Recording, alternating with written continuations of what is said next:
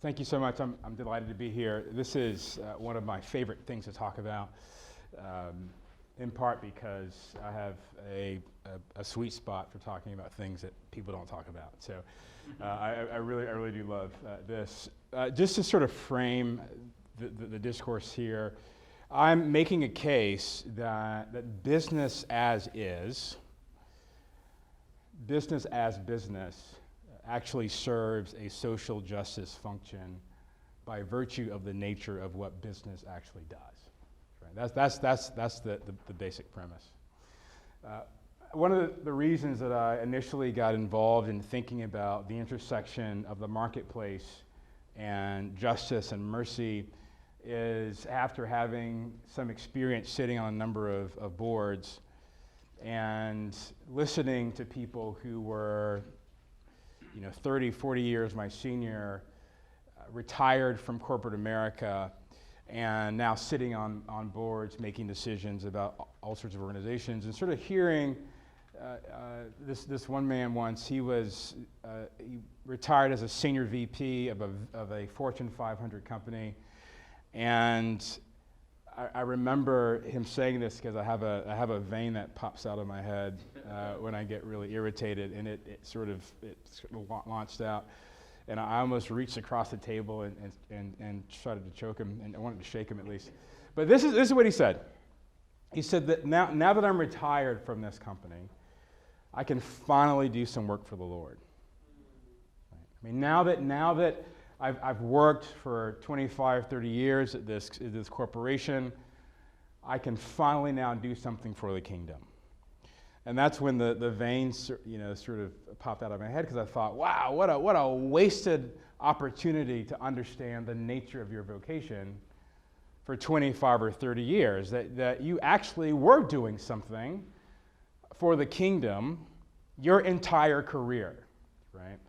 Not just because you're now on the board of this Christian nonprofit that you're doing something for the Lord, but the virtue and nature of your vocation actually had you there, and you didn't realize it.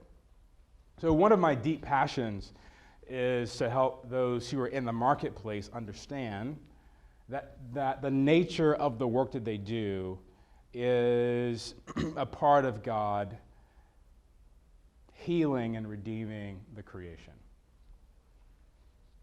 So when I think of marketplace, broadly defined, it is, as I'm going to use it today, the space for free and open exchanges, activities, and mechanisms that function to contribute to the common good. I have this emphasis on the common good. I'll take questions at the end. Just a question. Yep. Will you or would you make your slides available so we know whether we take Sure. them? Yeah. Sure. You can tattoo some of the things I'm going to say as well. Right? They'll be brilliant. Trust me. So the marketplace defined is a space for free and open exchanges, activities, and mechanisms that function to contribute to the common good. Now, this phrase, the common good, is something that we don't use much anymore. We used to talk a lot about the common good out there, common and good. We today usually talk about what's good for me, or what's good for us, or what's good for my tribe, not the common good. So one of the things I'm beginning to mull over, particularly in the evangelical space, as we talk about transforming, engaging, impacting culture, if the common good is being lost in that discourse, right? Because I'm not certain, I'm thinking this sort of out loud, I'm not certain that our conceptions of transformation, engaging, activating, influencing, impacting is about the common good. I wonder if at times it's actually about our good. So we're thinking about the goods and services, the ideas between parties, groups, individuals, and spheres, and nations. So it's the activity, it's the space in which we inhabit, regardless of our particular vocation. When I think about justice, I'm thinking about it in terms of sustaining context so that human beings are treated according to what it means to bear the image of God, anticipating others to have a transcendent calling on their lives.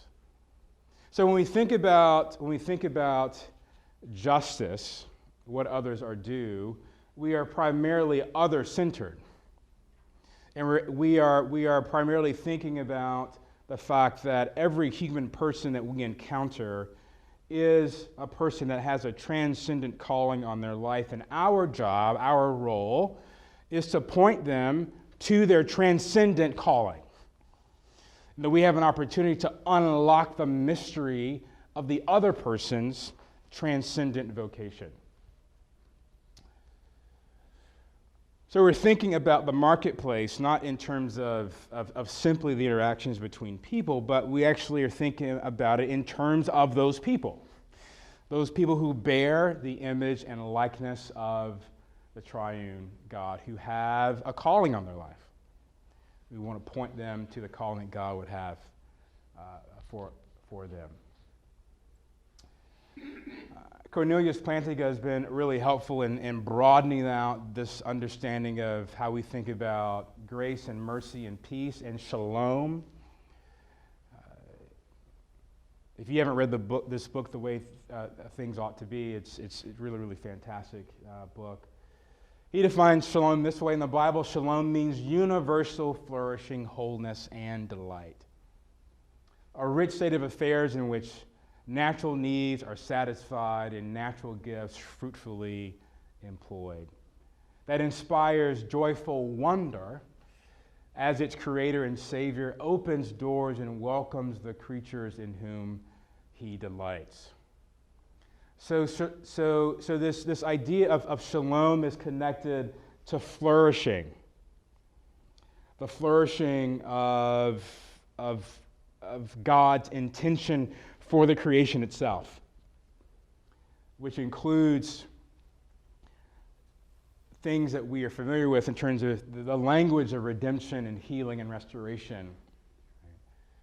But there is a sense, of course, in which this involves naturally joy and delight and love, as we heard this morning.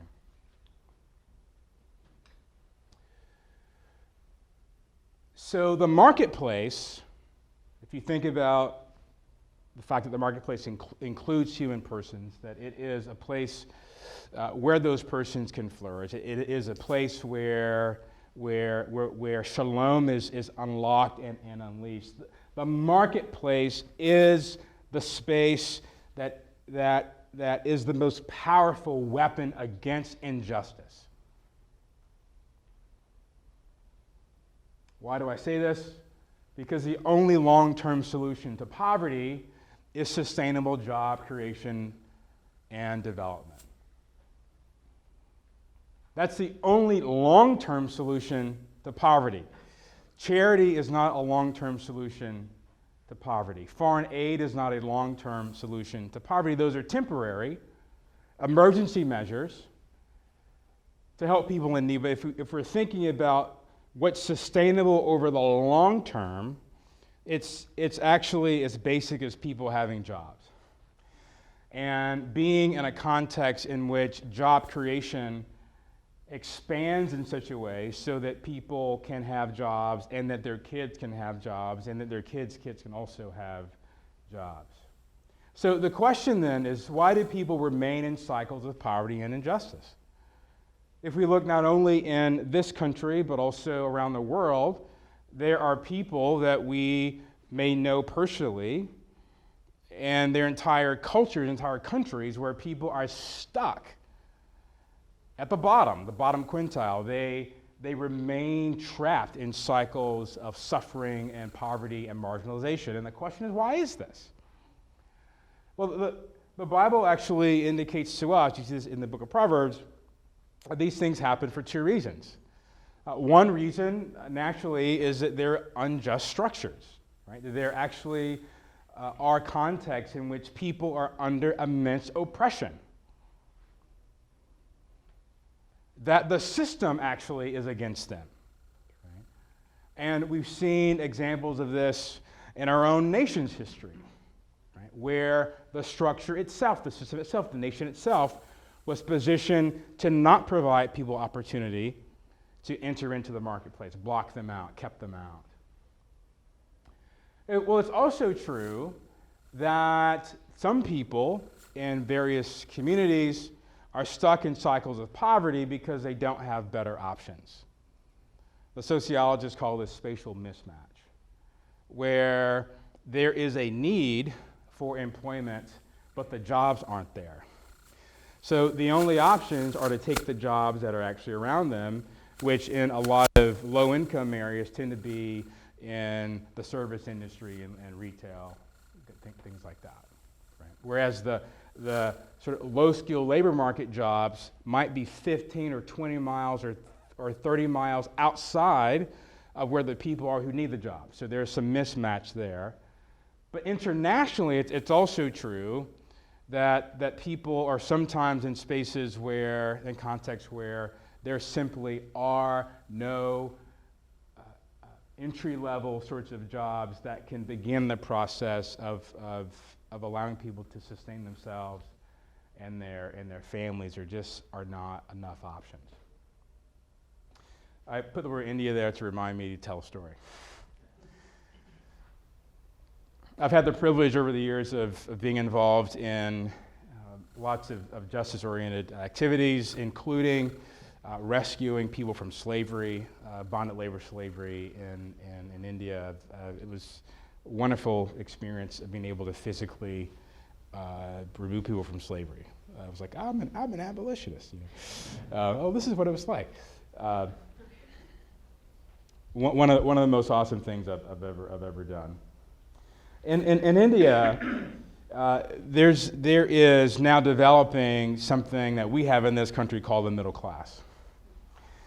And what's fascinating about the middle class is that the middle class is actually waging war against bonded labor slavery. It's the middle class that's putting an end to bonded labor slavery because the elites are perfectly okay with it. Right? The elites they're totally cool with having people be in slavery because the caste system, like, well, sucks for them. Right? So when you call that customer service line, and the person's name is, John, and you're thinking, you don't sound like the other Johns I know. That accent's really thick. And you're talking, and you're like, John, where are you? Are you from Kansas? And you're like, John, you're not really from Kansas. And John's actually in India. What's happening is that those call centers are paying people fairly good wages, and they are doing something called buying machines. And these machines are actually being used on in rock quarries, in cigarette factories, the kinds of things that slaves used to do. Children used to roll cigarettes and things like that. Well, these entrepreneurial middle class people who are taking the money from these call centers, things like that, and buying machines, the machines are putting the slaves out of business, if you will, right? Because it's actually cheaper to have a machine than a slave. And so as the middle class grows in India, as people have more capacity to buy machines, it's actually eliminating the demand for slaves.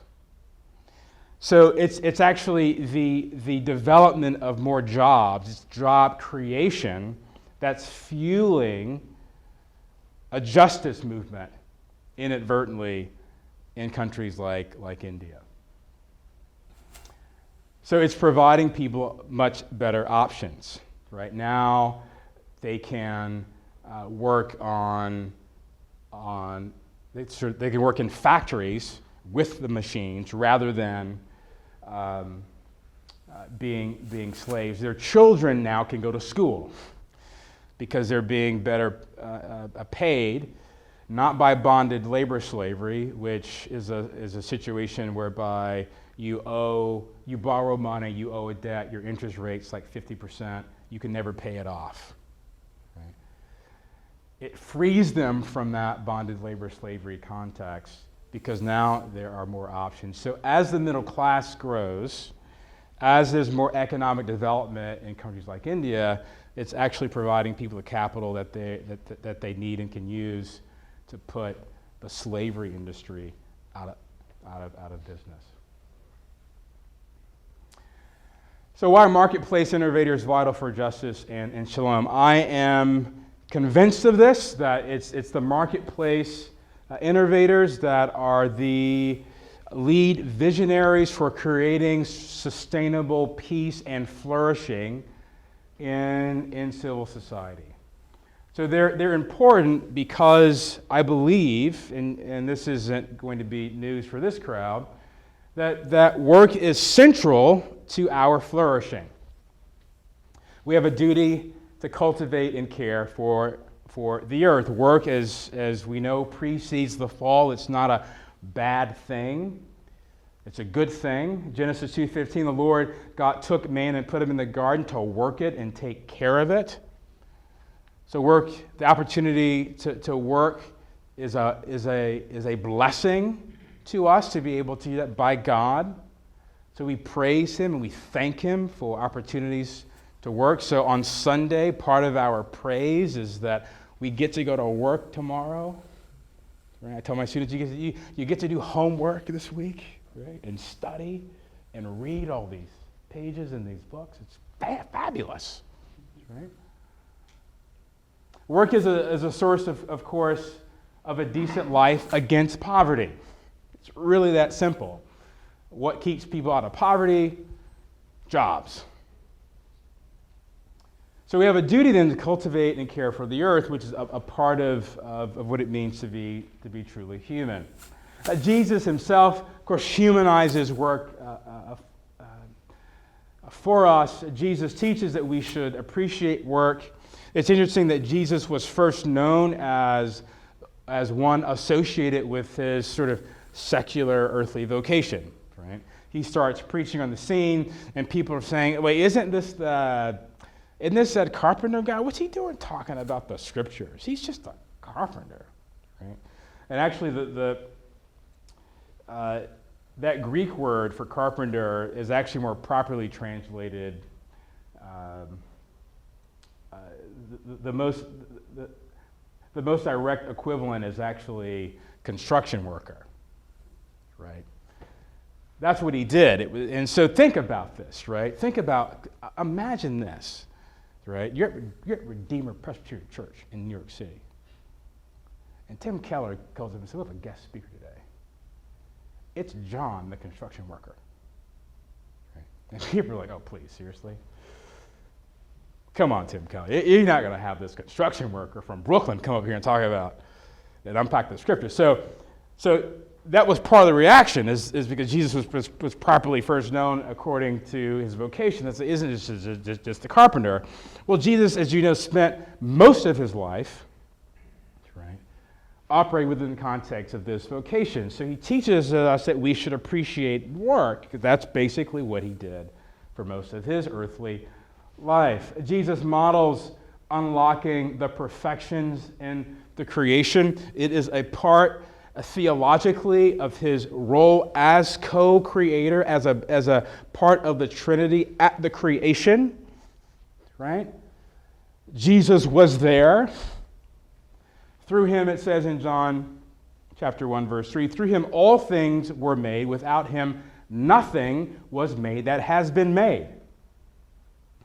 So within the context of what we read in Genesis 1 and 2 and 3, the second person of the Trinity and the third person of the Trinity was also there, participating with God the Father in the creation of all things. Ta panta in the Greek. So the work of Christ as creator continues with respect to him, his role in the second person of the Trinity, unlocking the perfections that are embedded in the creation. We also see that work is participation in the act of redemption and expresses our full humanity. So if you think about it in terms of Genesis chapter 1, verses 26 to 28, that we are made in God's image. And what that means is that when we work, we have opportunities to fully participate in what it means to be human, because we are engaging in the act of creating. We are engaging in the act of sustaining. And by definition, we then participate in the fullness of what it means to be truly human. To be truly human in light of our primary vocation, which is to be men and women who live out what it means to be the image and likeness of God. In the Christian tradition, there is a distinction between two types of work. The Christian tradition has focused on opus servile versus opus humanum. Opus servile is work as servitude. That's thinking, unfortunately, being engaged in work that is more coercive work. You might think of it in terms of slavery or indentured servitude, bonded labor slavery. That is a form of work. But the Christian tradition wants to orient the church, orient God's people toward thinking about work as primarily service. Work in the service of humanity. To be engaged in work because it allows us to be generous with our time, our talent, and our treasure, that we lose ourselves within the context of work because it, in fact, allows us to be generous. 1 Peter 4:10, each of you should use whatever gift you have received to serve others as faithful stewards of God's grace in its various forms. I am convinced that one of the reasons so many of my students are having anxiety attacks about their future in terms of their major career is that they're thinking about it, they're actually conceptualizing their futures more in terms of living out their own self-actualization within the culture, as opposed to thinking about serving the needs of the common good. So when you ask them, what do you want to do when you get out of college? They go, I don't know.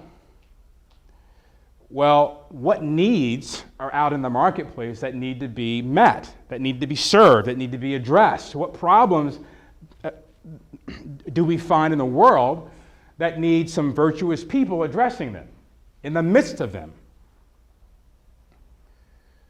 I'm just wondering what it's like to sort of think about entering the university space, the college space, with a passion and being driven for service.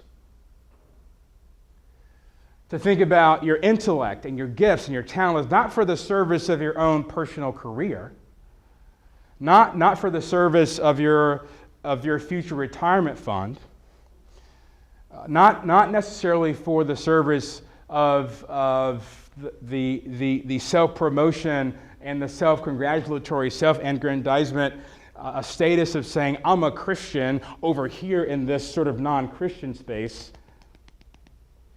But thinking about it more in terms of using the gifts that God has given me for the purpose of serving other people. That is why I have intellect. That is why I have talents and gifts and interests. It's not for me, it's for them.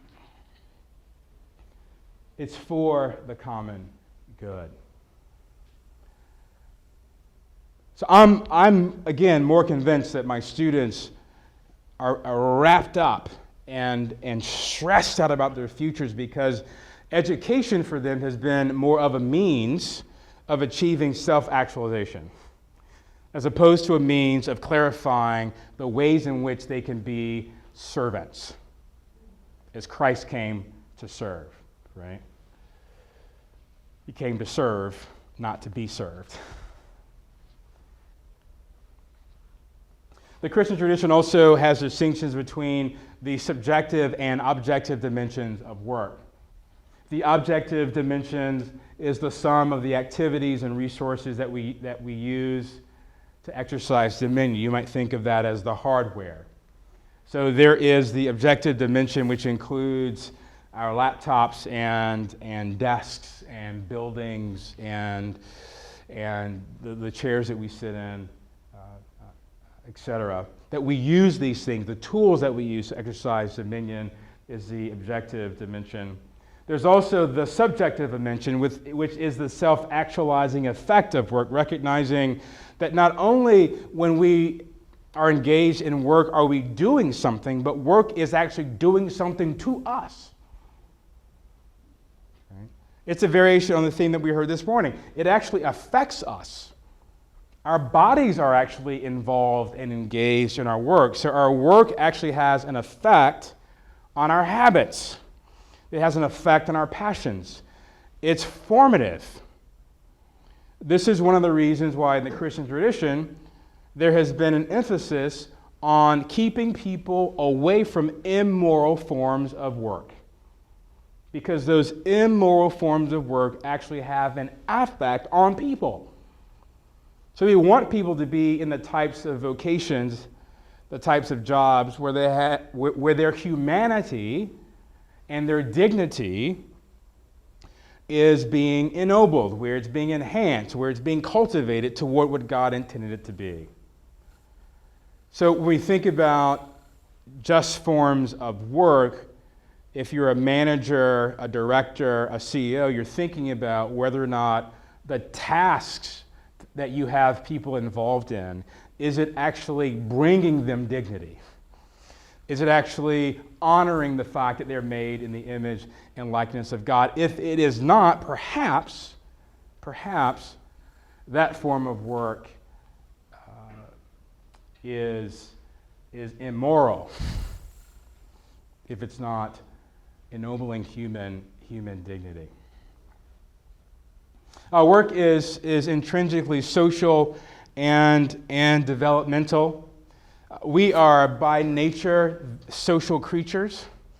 We are born into communities. We're not like sea turtles where you hatch from an egg and good luck.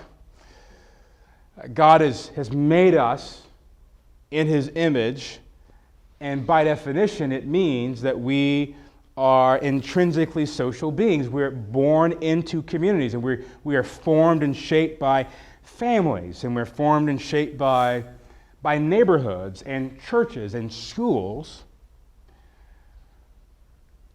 And this also has an effect on forming us to be truly human. So we work with others, we work for others, we collaborate, we cooperate. Even the person that has a job in cubicle land is still collaborating and cooperating with other people toward a larger goal. We maintain and develop one's humanity within the context of being in deep connection and community with other people.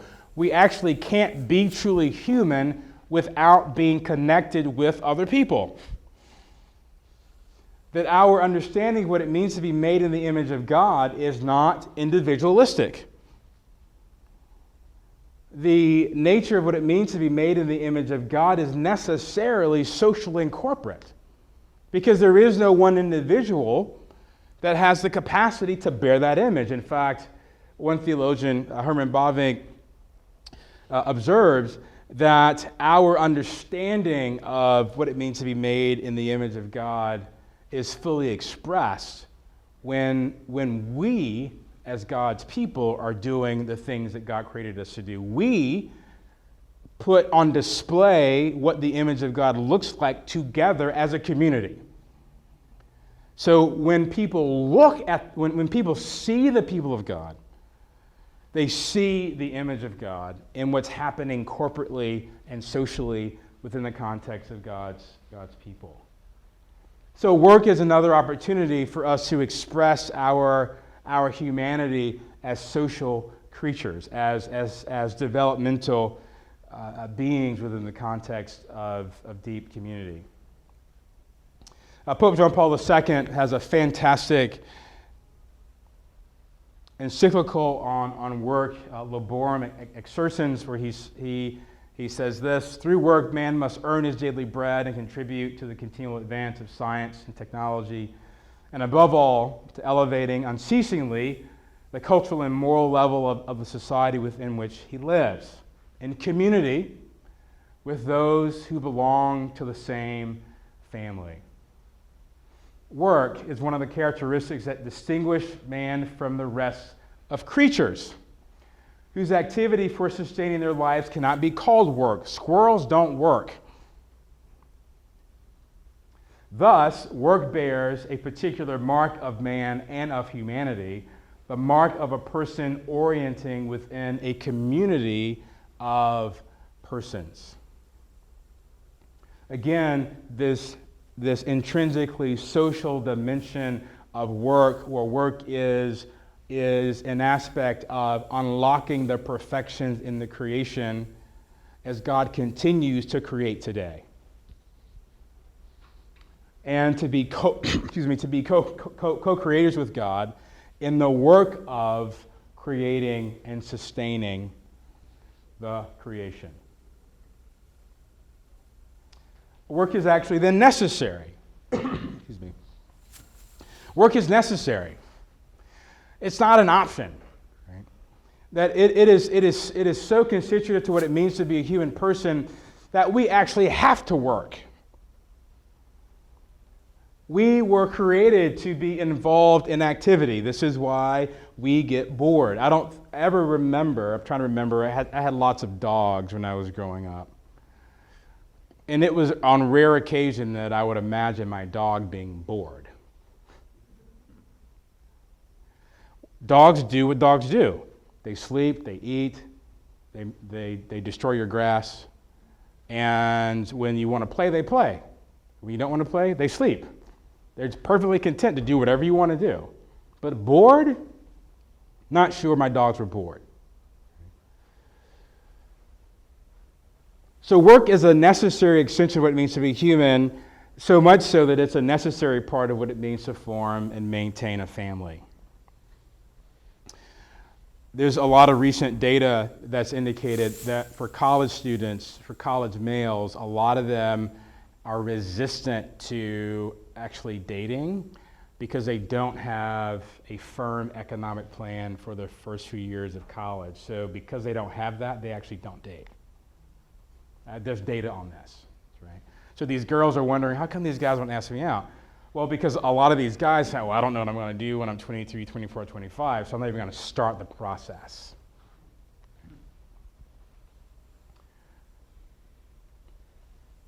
Part of that is a good impulse, right? Because you kind of need a job to form and maintain a family.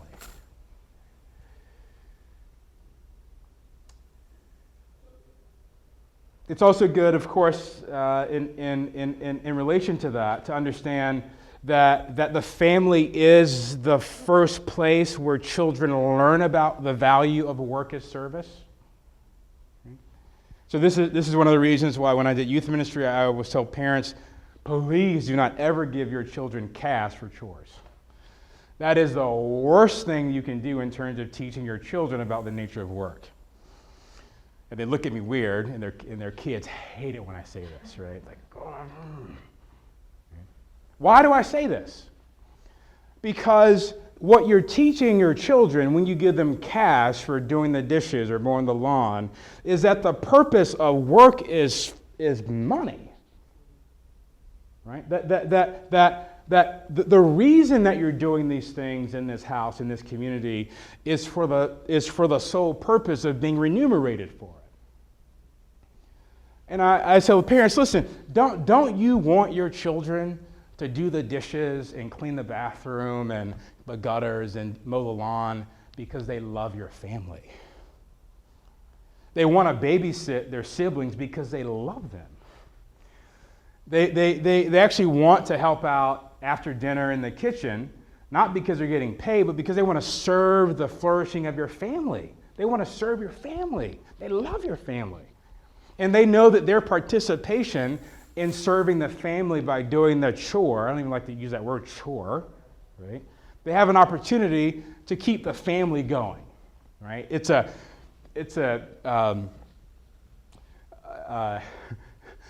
Yay, family, right? It's an opportunity to sort of cheerlead the flourishing of your family because you get to help out, you get to help us. There's also tons of data that indicates you actually want your kids to ask you for money because it keeps them accountable. But that's a totally different talk. Right? So in order for work to be what it's designed to be in civil society, it's understood in the Christian tradition that there is a necessary role for private property because property is the context in which work is originated and developed and sustained and also grows, right? As people have opportunities to exchange the things that they have with others within the context of free and mutual exchange. So work is necessary also because it contributes to the common good of the whole human family. When we have societies where there's lots of employment, where people are working in various sectors, the various jobs that people are doing within the context of the marketplace actually serving the flourishing of the common good itself. They're not simply doing their job, and we'll see this in the video a little later. They're actually serving the needs of their local community, together with other people who are doing the exact same thing. So work is a necessary part of the flourishing and sustaining of local communities. It's also a catalyst for dignity. Dr. Robert Kennedy, not of the Kennedy family, in a short little book called The Good That Business Does, observes this: that authentic human dignity requires that conditions be created and nurtured that permit people to care for themselves. So allowing people to meet their needs and the needs of their families is an opportunity to validate, affirm, and celebrate their own dignity. So we need more and more opportunities for people to be able to do just that. The marketplace is a context then for supporting justice. Work then becomes a part of the natural law. It's a part of the created order. It is a norm of the creation itself. Justice and the common good then depend on employment opportunities. That is, people need opportunities to work and to take care of themselves and their families, and they need those in an ever-growing fashion. And so unemployed people and underemployed people can experience profound dehumanization. This is one of the reasons why during financial crises, people actually commit suicide. Because when they're disconnected from work, they often lose a will to live. Why live? Why be human? We've seen contexts where people are in such sustained periods of unemployment, they actually begin to participate in activities that dehumanize themselves and their families. So as a justice mechanism, we should be passionate about making sure that people have opportunities to be employed. There's a fantastic business in Cleveland. It's a restaurant whose target sort of justice arm, if you want to call it that, is to hire ex-offenders, train them how to be chefs, and then send them off into Cleveland to work in restaurants. And what this restaurant, it's a if you go to CNN's website, their 2016 CNN Heroes, you'll see this model explained. These men come out of prison, these men and women come out of prison, they learn how to be chefs, they get a trade, they learn a good skill, they then go off in Cleveland. These are 4 or 5-star restaurants, and you know what happens? None of them end up back in jail. 0. Why? Because they're so humanized by being given a chance, by being given opportunity, that they then reorient everything about their lives and they flourish. They're humanized in the process. This also requires an education and training. So people need to have the tools necessary to make contributions to the common good in terms of the marketplace. People need skills. So education is a good thing. Being trained, learning are also very good. So then who leads the culture in job creation with a divine calling to do so? Well, I argue that in fact it is entrepreneurs and marketplace leaders. That it is an extremely high calling to be a marketplace leader.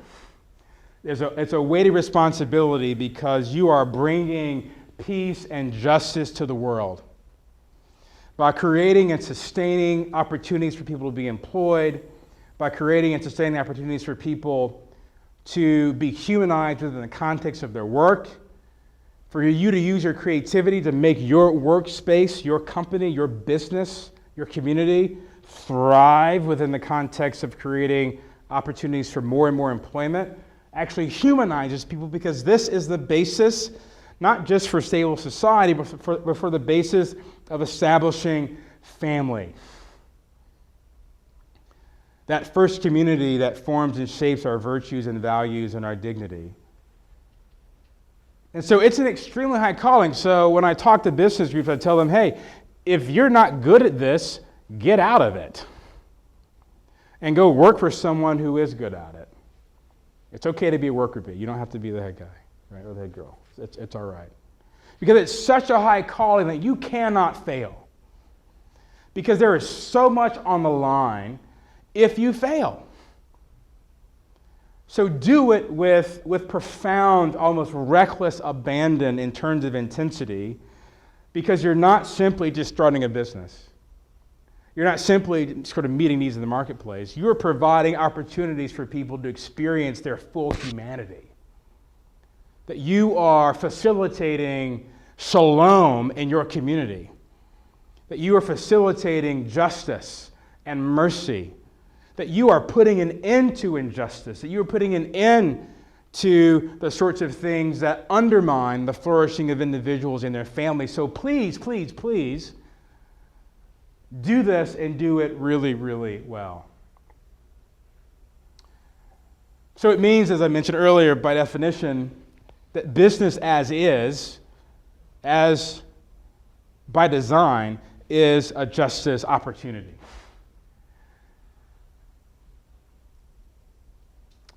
Robert Kennedy notes, more recently, the church has given sustained attention to the special situation of business corporations. Two papal encyclicals in the 20th century, Cordatius Annu and Centesimus Annus, explicitly discuss the role of business organizations in society. Both documents emphasize that it is legitimate for businesses to make a profit, but they also insist that the fundamental rule governing the conduct of businesses is that they serve the common good.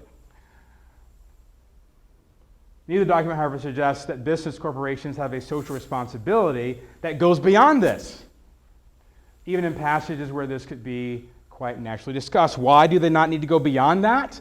Because the nature of what it means to be a business is actually serving the common good in such a way that it is expanding and exploding and ballooning more human dignity so that people can understand and truly experience the sorts of shalom that God intends in the creation itself. So you don't have to join a special cause. That regular, boring, humdrum business actually is, by definition, a justice movement. You don't have to go to work for 30 or 40 years and then at the end say, I'm now going to do something for the kingdom. By being in the context of the marketplace and flourishing and leading and creating people to be what it means to be truly human, that you are actually a social justice warrior. You are actually putting faith in action by being a good manager, a good director, a good CEO, a good COO. That in your cubicle, you don't realize it, but that's actually what you're doing. So teachers, parents, lawyers, psychologists, nurses, politicians, even politicians, all contribute to allowing people to work and contribute to the common good. You don't have to do anything outside of that to promote the common good. So it means that we need to rethink globalization, right? That these are more and more opportunities for us to unlock human dignity as business flourishes and develops across our borders. That we can think about this in terms of importing and exporting opportunities for wealth creation, because wealth creation is a context in which jobs flourish, jobs are created, jobs are sustained, jobs are maintained, and these are all certainly the birthplace of human dignity and human flourishing. So on Monday, if you live in New York and you're on the 4-5 train, this is your life. And you're on the 4-5 train, headed downtown to go to work, and you're ecstatic, right? Because you are about to get off the 4-5 train on Canal Street and walk into a building and sit down at a desk or a cubicle or stand at your desk if you have one of those desk standing contraption things that's pretty cool now with like a padded floor under your feet. You're one of those things. You are about to engage in the activity of expanding and honoring and ennobling human dignity by the virtue of what happens on the tips of your fingers. How awesome is that? And so Christians don't live for Friday, right? We don't have like TGIF. And why would you go to Friday dinner? Because the food's really disgusting, right? It's just really gross, right? So it's not for us, it's not thank God it's Friday. For us, it's thank God it's Monday. Because on Monday morning, you get to wake up and get dressed and leave your house, apartment, cottage, tent, wherever you live, and you get to participate in the flourishing of your business, which contributes to the flourishing of your community, and by extension, more and more people are able to experience, when it's done in a virtuous way, what it means to be truly human. So may you, whatever vocation you're in, this weekend, begin the process of reimagining what it means for you to be in that space, recognizing that God has you there for the purpose of participating in the flourishing of Shalom, and that you are deeply engaged in that work at your desk, and that the work that you are doing is good, that God smiles upon it because it is holy and it is sanctified activity because of what it does for the human person and the common good. Thank you very much for your time.